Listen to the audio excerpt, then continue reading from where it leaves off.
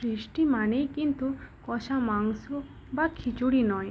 তাই আজকে বাইরে হচ্ছিল প্রচণ্ড বৃষ্টি সকাল থেকে। তাই বাড়িতে বসে বসে ভাবলাম কী রান্না করব। তো যেই ভাবা অমনি মনে পড়ে গেল যে মায়ের হাতে ছোটোবেলায় যে খাবারগুলো খেতাম, সেই খাবারগুলো কিন্তু ছিল অত্যন্ত প্রিয় আর দারুণ স্বাদের। তো সেই খাবারের স্বাদ আমিও যেহেতু ভুলতে পারিনি, তাই নিজেই বাড়িতে করে ফেললাম ছোট্ট রকম করে। তার সাথে তাই গরম গরম ভাতের সাথে নিয়ে নিলাম মায়ের হাতের মতো করে বানানো সেই পাতলা করে ডাল, মুসুরের ডাল, যেটা আমার অত্যন্ত প্রিয় খাবার। আর তার সাথে ছিল লাল লাল করে ভাজা লঙ্কা দিয়ে মাখানো আলুর চোখা। আর তারপরে নিয়ে নিয়েছিলাম কাঁচা তেল দিয়ে তৈরি করা পেঁয়াজ পোস্ত। আর তার সাথে ছিল ডিমের অমলেট।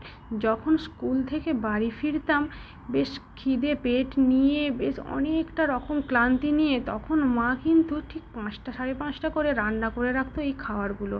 আর আমিও সেই খাবার দেখে মনে হতো কি পৃথিবীর স্বর্গের সুখ পাচ্ছি যেন এই খাবারগুলোর মধ্যে। তখন কিন্তু এই খাবারগুলোর মধ্যে একটা অন্যরকম স্বাদ ছিল, যেহেতু এগুলো মায়ের হাতের বানানো ছিল। আর এগুলো এখন নিজে বানাচ্ছি, তাই সেই খাবারের মধ্যে আর অতটাও স্বাদ পাই না, তাই না? তো কার কার এই জিনিসগুলো ভালো লাগে, আর এই বাঙালিয়ানার মধ্যে যে একটা অত্যন্ত ভীষণ রকমের স্বাদ আছে, সেটা কিন্তু আমাকে অবশ্যই কমেন্ট করে জানিও। তাই আমিও আজকে দুপুরে এই রকম একটা কিছু খাবার নিয়ে বসে পড়লাম আজকে দুপুরের খাবারটা সারতে। তোমাদের কেমন লেগেছে অবশ্যই কিন্তু কমেন্ট করে জানিও। আর চলো, এখন কিন্তু খাওয়ার টাইম হয়ে গেছে, আর এই সামান্য কিছু খাবার দিয়েই আজকে দুপুরের খাবারটা আমি সেরে ফেললাম।